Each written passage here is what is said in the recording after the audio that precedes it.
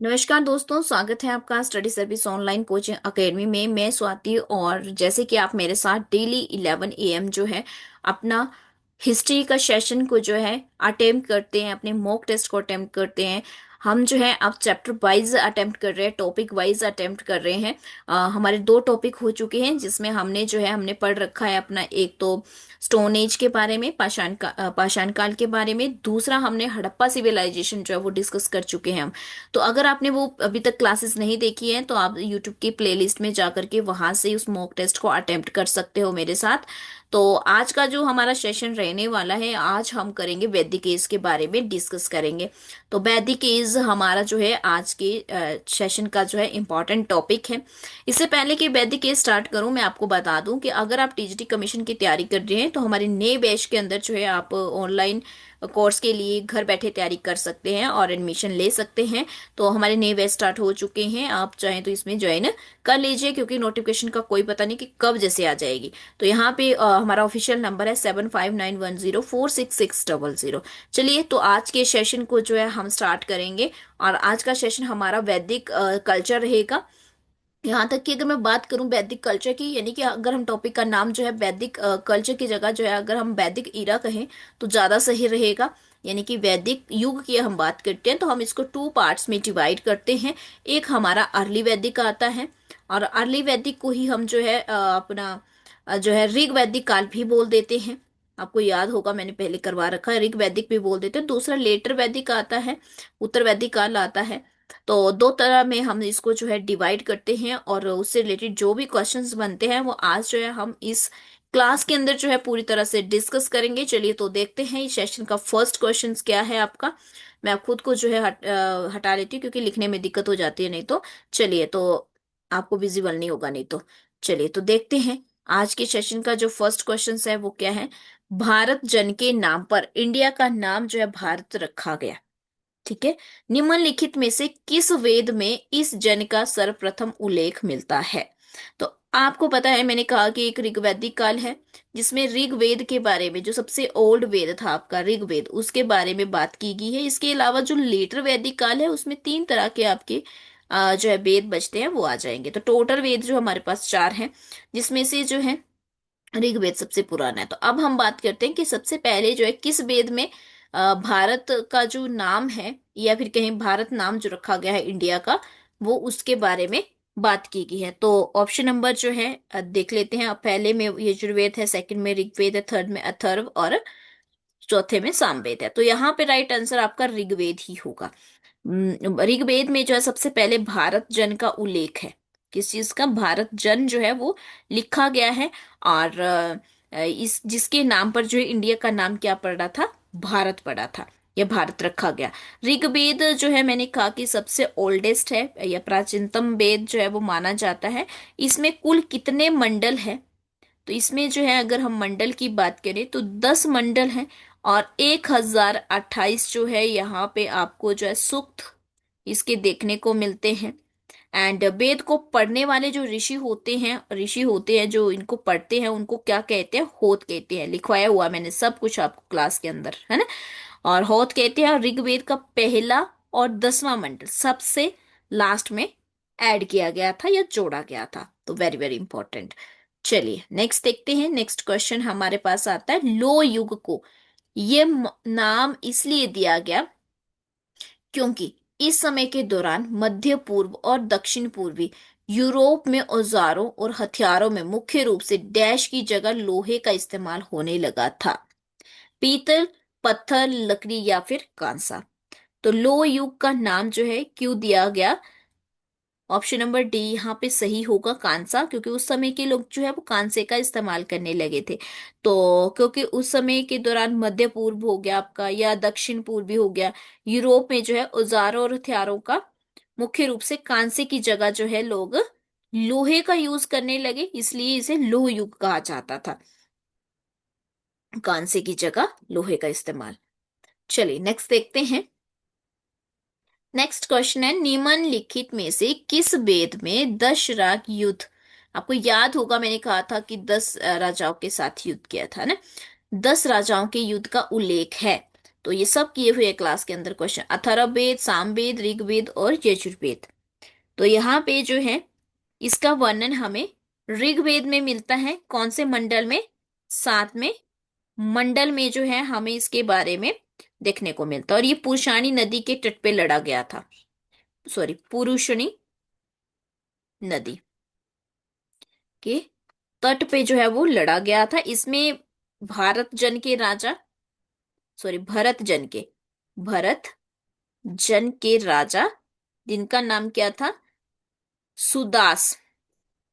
तो आपको याद आ गया होगा, क्लास में कराया मैंने, सुदास ने जो है 10 राजाओं के संघ को हरा दिया था। तो यहाँ पे ऑप्शन नंबर सी जो है वो सही आंसर था आपका।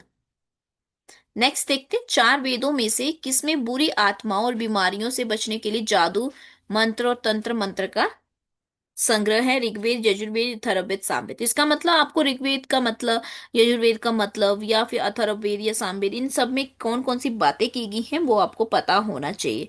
तो यहाँ पे जो अथर्ववेद है आपका, अथर्ववेद के अंदर जो है आपकी मेडिटेशंस होगी, या फिर आपकी जो है मैजिकल चीजों से रिलेटेड, मतलब जादू टोनों से संबंधित जो है बातें अथर्ववेद के अंदर जो है वो की गई हैं।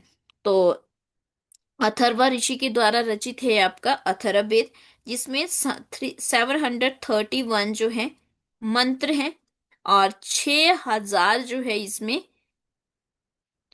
आपके पद है, इसकी बात की गई है। तो यहाँ पे अथर्ववेद है, ऑप्शन नंबर सी जो था वो आपका सही आंसर है। नेक्स्ट देखते हैं। नेक्स्ट है, आर्यों की मुख्य या प्रमुख सामाजिक इकाई थी? परिषद, गण, राजन, जन। तो आपको याद होगा मैंने इस तरह से आपको बताया था कि उस समय की जो है क्या क्या चीजें हुआ करती थी, है ना? तो याद आ गया होगा आपको। तो यहाँ पे हम देखें तो जन जो है वो आर्यों की प्रमुख सामाजिक इकाई थी, ऑप्शन नंबर डी।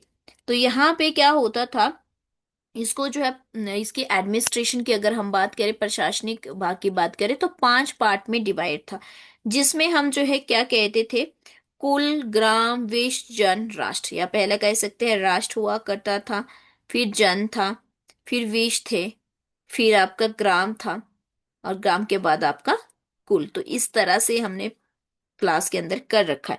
और ग्राम का मुखिया जो है वो ग्रामीण होता था, विश का मुखिया जो है विशपति, इसका मुखिया जो है विशपति, विश का, और ग्राम का ग्रामीण मुखिया हुआ करता था। तो जन के शासक जो है राजन कहलाते थे, जन के शासन राजन। तो यहाँ पे सामाजिक इकाई क्या थी, जन थी, ऑप्शन नंबर डी। नेक्स्ट देखते हैं, उत्तर वैदिक काल में निम्नलिखित में से कौन सा वर्ण मुख्य रूप से खेती, पशुपालन और व्यापार जैसे काम करता था? क्षत्रिय, वैश्य, ब्राह्मण, शूद्र। तो पशुपालन, खेती और इन सब चीजों को जो है, इन चीजों का जो है वो काम किया करते थे। चलिए जल्दी से जो है आप भी आइडिया लगाइए खुद भी, और इससे क्या होगा कि आपको जो है खुद भी आपको याद आएगा कॉन्सेप्ट कि आपने पढ़ रखा है। तो ऑप्शन नंबर बी, वैश्य जो है वो अगर उत्तर वैदिक काल की अगर हम बात करते हैं, यानी कि लेटर वैदिक इरा या पीरियड की अगर हम बात करते हैं, तो उस समय जो है वैश्य वर्ण जो था मुख्य रूप से खेती, पशुपालन, व्यापार का काम करता था। ब्राह्मण, क्षत्रिय और वैश्य की सेवा करना शूद्र का काम होता था, है ना? और इस काल में जो है वर्ण व्यवस्था जन्म के आधार पर निर्धारित होने लगी थी। तो वर्ण सिस्टम जो था वो कैसा था, वर्ण बर्थ के आधार पे, यानी कि जन्म के आधार पर डिसाइड होने शुरू हो गया था।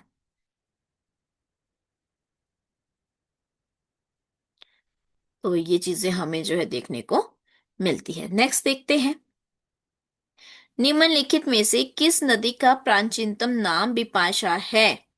ब्यास का, चिनाब का, सतलुज का, रावी का। तो ये तो सब जानते हैं ना। ब्यास नदी का नाम जो है वो बिपाशा था। तो मैं यहाँ पे लिख देती हूँ, देखो चिनाब को जो है किस नाम से जानते थे, यहाँ पे देखिए ये नदियां हैं, और इस साइड इनके एंशियंट नेम, प्राचीनतम नाम। तो चिनाब का असीकनी, सतलुज का शत्रुदी, रावी का परुष्णी। और झेलम का एंशियंट नाम वित्सता। वित्सता। गंडक का सदा नीरा। और आपकी गोमती, तो गोमती का गोमल।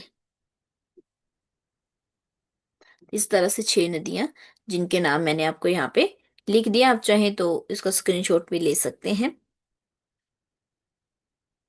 नेक्स्ट देखते हैं, नेक्स्ट क्वेश्चन क्या है। वैदिक आर्य सप्त सिंधु। सप्त सिंधु का मतलब है जो है सात। सप्त सिंधु का मतलब क्या होता है अभी जो है आपका सप्त मतलब सात। ठीक है। नामक क्षेत्र में रहते थे, तो जिसका अर्थ है 7 नदियों द्वारा अप्रवाहित क्षेत्र। तो यहाँ पे ही दे रखा है, इसलिए मैंने ऊपर नहीं बताया। तो 7 नदियों द्वारा अप्रवाहित क्षेत्र, जहां से 7 नदियां बहती हो। तो 7 नदियों में से एक झेलम नदी है, जिसका प्राचीनतम नाम क्या है। तो अभी बताया मैंने क्या इसका झेलम का जो है क्या नाम है, वित्सता। Option number D. तो अभी ऊपर बताया, अभी लिखे मैंने। नेक्स्ट देखते हैं, निम्न में से किस नदी का उल्लेख वैदिक साहित्य में वित्सता के रूप में किया गया है। तो अभी झेलम ऑप्शन नंबर डी है। तो इसका ओरिजिन कहाँ से होता है, ओरिजिनेट यानी कि इसका उद्गम स्थल जो है वो क्या है। तो वो है शेषनाग झील। शेषनाग लेक, जो जम्मू और कश्मीर में स्थित है, जे एंड के में सिचुएटेड है। नेक्स्ट देखते हैं, निम्नलिखित में से कौन सा वेद संगीत से संबंधित है। तो सब जानते हैं साम वेद जो है वो आपका संगीत से संबंधित है, जिसमें जो भी आपने आज तक पढ़ा है। साम का मतलब ही क्या होता है, साम का मतलब ही होता है गान। क्या होता है, गान। तो जितने भी आपने जो है देवी देवताओं की आप स्तुति सुनते हैं, मंत्रों को गाया जाता है, वो सब जो है सामवेद में है। यहाँ तक कि सारे गामा पा धा नि सा जो है वो भी आपका जो 7 सुर है वो आपके सामवेद से ही लिए गए हैं। तो ऑप्शन नंबर ए जो है वो आपका इसके लिए सही आंसर है। नेक्स्ट देखते हैं, नेक्स्ट हमारे पास आता है, निम्नलिखित में से कौन सा, निम्नलिखित में से कौन सा वेद सबसे पुराना है। तो सब जानते हैं ऋग्वेद। ऋग्वेद जो है वो आपका सबसे पुराना जो है वेद है, और ये हमने जो है पढ़ रखा है अपनी, नॉर्मली हमने जो है पढ़ ही रखा है। और इसमें जो है हमें पता है कि ऋग्वेद ही सबसे पुराना वेद है हमारा। तो यहाँ पे अगर हम बात करें, वेद जो है वो 4 वेद हैं जो यहाँ पे लिखे हुए हैं, ऋग्वेद, यजुर्वेद, सामवेद, अथर्ववेद, है ना। 4 वेद हैं। और इसमें जो है ऋग्वेद सबसे पुराना हमने कहा। और ऋग्वेद को जो है ऋषि मुनियों द्वारा जो है देखो लिखा नहीं गया था, मौखिक रूप से सुनाया गया था। ठीक है। तो इसमें 10 मंडल हैं, पहले भी बताए मैंने ऊपर आपको। 1028 जो है सूक्त हैं। और अगर रचनाओं की बात करें तो 1462 समथिंग जो है इसकी रचनाएं हैं, सॉरी ऋचाएं हैं। ऋचाएं बोलेंगे इसको। ठीक है। तो इस तरह से जो है हमें इसके बारे में पता चलता है। नेक्स्ट देखते हैं, पुरुष सूक्त किस वेद का मंत्र संग्रह सूक्त है। यजुर्वेद, अथर्ववेद, सामवेद, अथर्ववेद। तो पुरुष सूक्त की अगर हम बात करें, ऑप्शन नंबर बी, ऋग्वेद का जो आपका अ, ऋग्वेद संहिता के 10वें मंडल में, 10th मंडल, मंडल मतलब होता है चैप्टर। तो 10वें मंडल के अंदर अगर हम देखें तो पुरुष सूक्त की बात की गई है, जिसमें विराट पुरुष की चर्चा की गई है और उसके अंगों का वर्णन है। तो इसको वैदिक ईश्वर का स्वरूप भी मानते हैं हम। तो इस तरह से ये हमारा वैदिक ईरा से रिलेटेड क्वेश्चन थे, जो वेरी वेरी इंपॉर्टेंट थे। अभी तो मैंने जस्ट आपको उतने ही क्वेश्चन करवाए हैं सेशन के अकॉर्डिंग।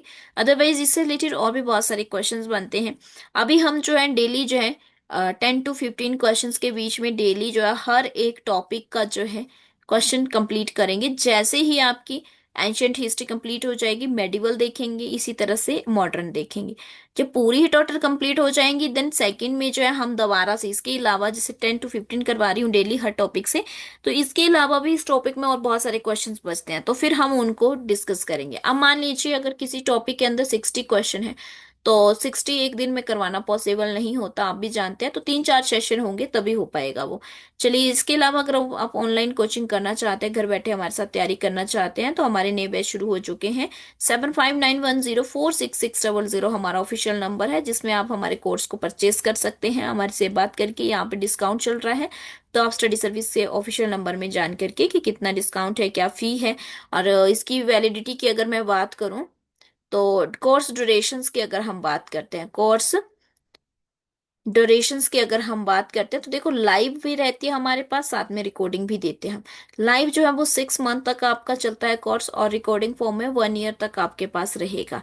साथ ही साथ में पीडीएफ में नोट्स रहते हैं, और मॉक टेस्ट रहते हैं, डेली भी रहते हैं, जैसे आप हमारे साथ डेली अटेम्प्ट कर ही रहे हो। प्लस आपकी जो है वीकली जो है वो अलग से ऐप में रहते हैं। तो ये सब चीजें इसमें प्रोवाइड करवाई जाती हैं। तो आई होप कि आप सबको जो है सब चीजें क्लियर होगी होंगी, और अगर आप ऑनलाइन कोचिंग करना चाहते हैं तो घर बैठे हमारे साथ जो है हमारे स्टडी सर्विस के बैच में ज्वाइन करके आप हमारे साथ तैयारी कर सकते हैं। पेपर 1-2 दोनों ही मिलेंगे। Thank you so much.